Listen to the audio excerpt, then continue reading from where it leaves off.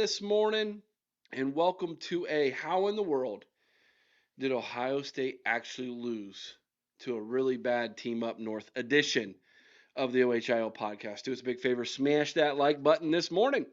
Make sure you make a comment down in the comment section below. Tell me good morning, tell me to have a good day, tell me to go pound sand. Whatever you want to tell me in the comment section below is appreciated because the old algorithm likes it as well. Make sure you're subscribed to the channel if you haven't already. Make sure you do that. Ring the bell, get notified every time we go live. I am currently, as you're watching this video, on my way to Chicago, so for work. So this is an evergreen. This is pre-recorded, and I've been waiting for the right day to release this video, and that day is today. I don't make this video lightly. I have chewed on this idea and this topic in my head for a while now. It's well documented that coming away from that 13-10 loss on November 30th as an Ohio State fan, that was the lowest I had ever been as an Ohio State fan walking out of that stadium. I almost got into a physical altercation with somebody for the first time maybe since high school. Okay. Um, Thankfully, some ushers were there to uh, prevail and keep me from probably getting kicked out of the stadium for the rest of my life.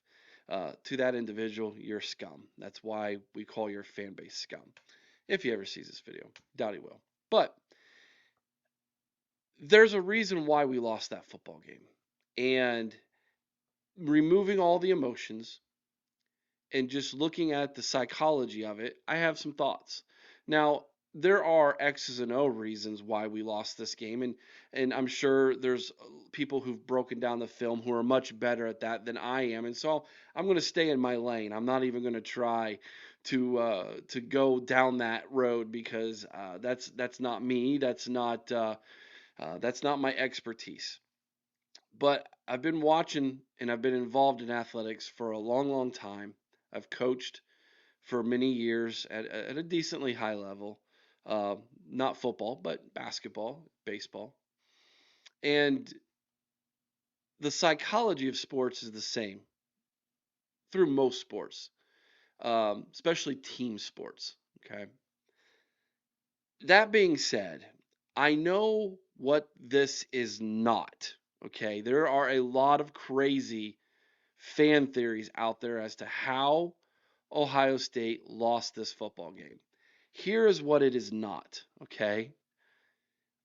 There's a theory that Ryan Day purposely lost this game because he did not want to play Oregon in the Big Ten championship game and then turn around and maybe have to play them a third time. And so he thought it would be better to lose that game and use that as a way to motivate this team, get an extra week of rest, and prepare them for the playoffs. There's a theory out there where there are some people who believe that. That is not what happened. That is not how we lost this game. There is no way in the world Ryan Day threw that game on purpose. Okay, so throw that one out the book. Um, that is not how we lost that football game. Um,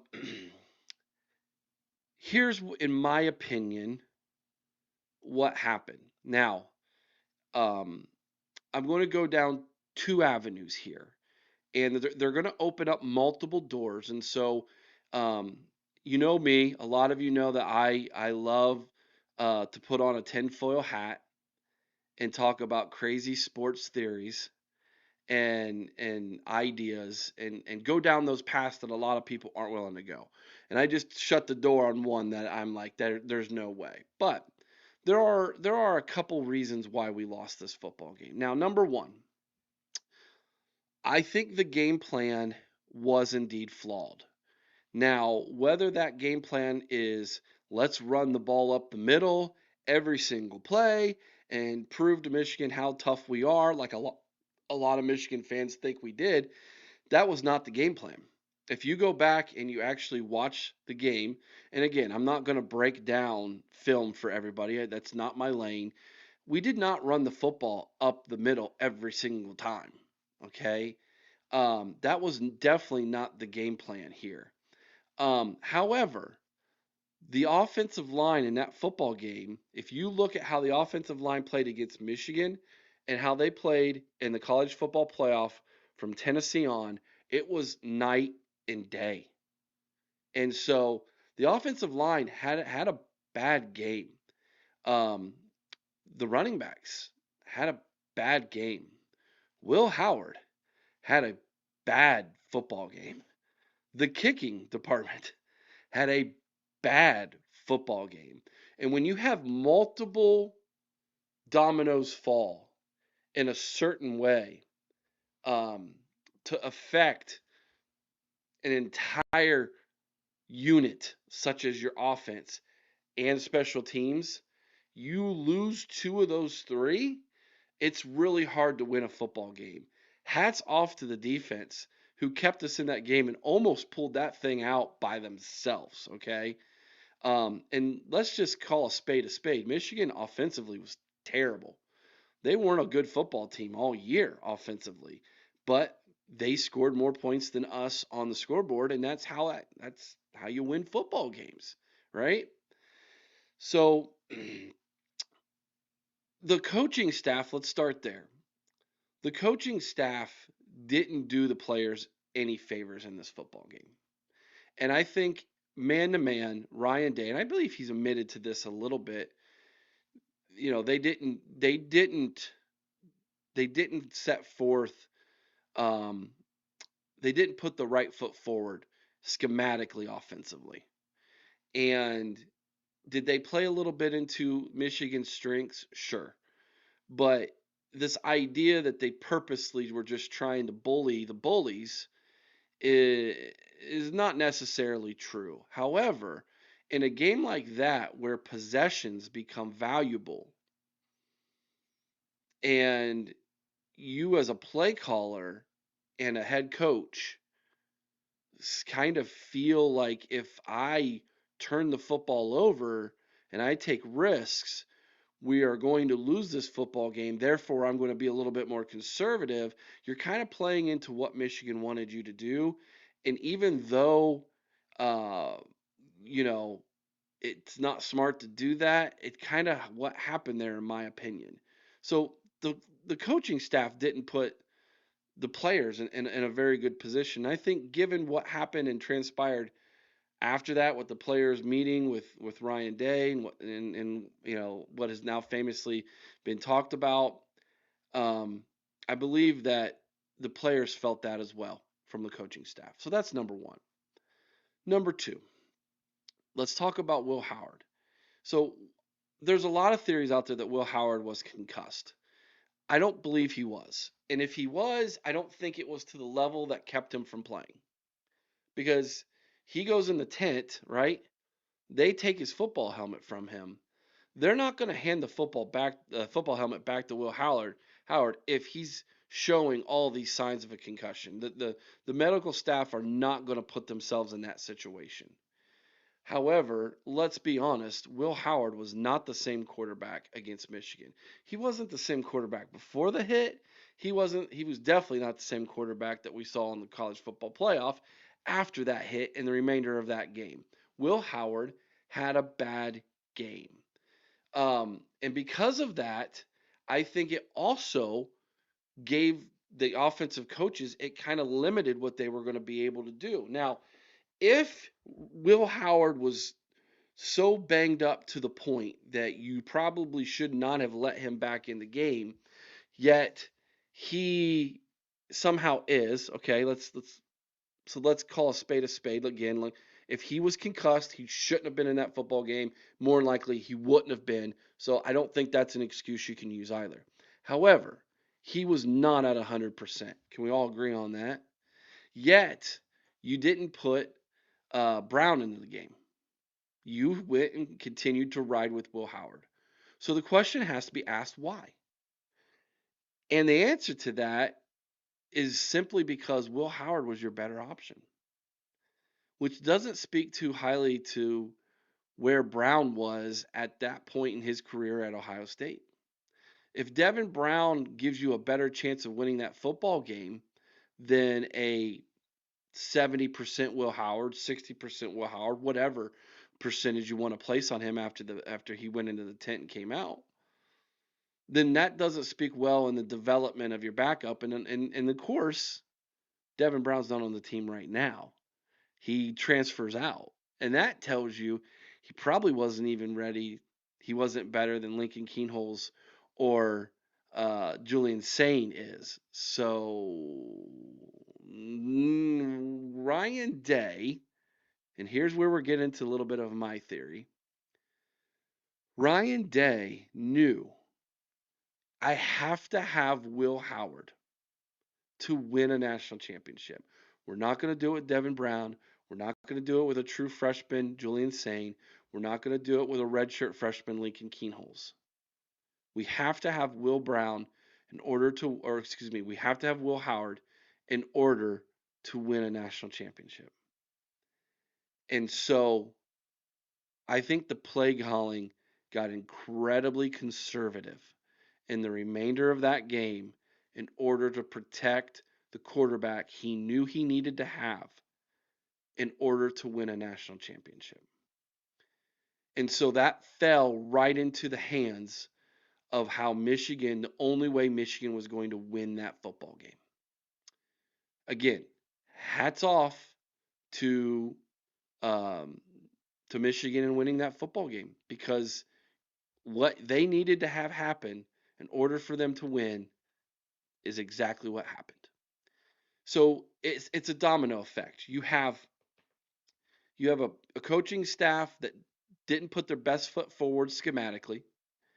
You have a quarterback who gets hurt and limits what you can call schematically. You have an offensive line that had a really bad football game that affected both your wide receivers and your running backs. And so you were incredibly limited offensively. And then you have a kicking game and a kicker who had his worst game of the season. And you put those things together and those dominoes fall the way they do, and that's how you lose 13-10. It wasn't a we purposely threw the game, okay?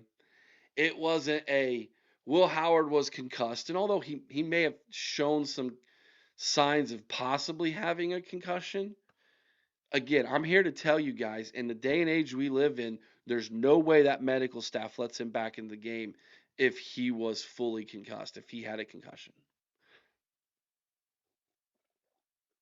So I think it's just a series of unfortunate events for Ohio State.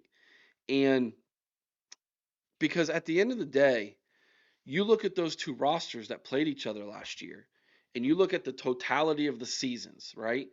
From the opening games to the final games where Michigan beats Alabama in the bowl game, Ohio State goes on to win four straight to win a national championship. You look at the totality of the season in those two teams, those two rosters, and no one taking off your scarlet and gray glasses, taking off your maize and blue glasses, no one in their right mind would say Michigan had a better roster than Ohio State did. But at the end of the day, it's not about who has the better roster, it's who won the game, who played the better game. And when those dominoes fall the way they do in that game, the way they did, it fell into a 13-10 win for Michigan. They had a better special teams unit that day, and defensively they were able to hold us to 10 points with all those unfortunate events on offense, and they were able to muster 13 against our defense that played again incredibly well. So it's not rocket science, and it's not some kind of amazing algorithm formula here that you get to where you get. Sometimes it's pretty basic. And I think that's what happened here and how we lost this game. Is Michigan in the head of Ryan Day? I think at that point you have to say, yeah, a little bit. A little bit. 3 losses turned into a fourth in a row. And if you look at how everything ended up at the end of the season, when it was all said and done, Ohio State had the much better team, had that game at home, should have won that football game, but didn't. And see, that's the thing about this rivalry. You can throw the records out. How many times has Ohio State gone into that game with a better record, with a chance to go to a national championship, a chance to go win a Big Ten, and Michigan's played spoiler? And vice versa. It's happened to them too, where we've played spoiler with them. And in a game like that, with that's so high emotionally, with so much hate and respect on the line with between those two teams at the end of the year, sometimes things like that happen. And so it's I don't think it's uh some kind of amazing magical formula, like I said. I think some things just fell their way. And unfortunately, it didn't fall for the way of Ohio State. So 2025 is a new year. Ryan Day has a chance to redeem himself. And I think Ryan Day is a different coach today than he was on November 30th. I really, really do believe that. And like I've been saying ever since then, we as a fan base, are behind him much more than we were on November 30th. I'll tell you that much. Ryan Day feels that. He emotionally can feel that. And I think this fan base is going to tush push him, for a lack of a better term, past the goal line in Ann Arbor in 2025, and he's going to right the ship this year. That's my feelings on that, guys. Let me know your thoughts in the comment section below. Do you see where I'm coming from? Do you agree with me? Do you disagree with me? Let me know why.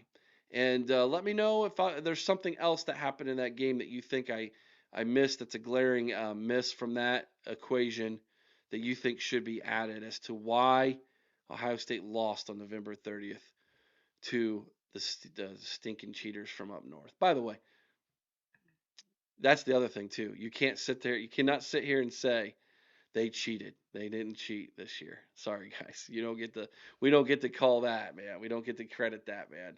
They beat us fair and square on November 30th inside the shoe. So we have to wear that. We have to wear that egg, but we also get to wear 3 really cool rings. One for the Rose Bowl, one for the Cotton Bowl, and one for the national championship. And believe you me, we're gonna wear them and be proud of them. And there's not one doggone thing they can do about it. Till next time, be kind to one another. I owe someone's OH. Sing Carmen High with all your heart. You all know what to do.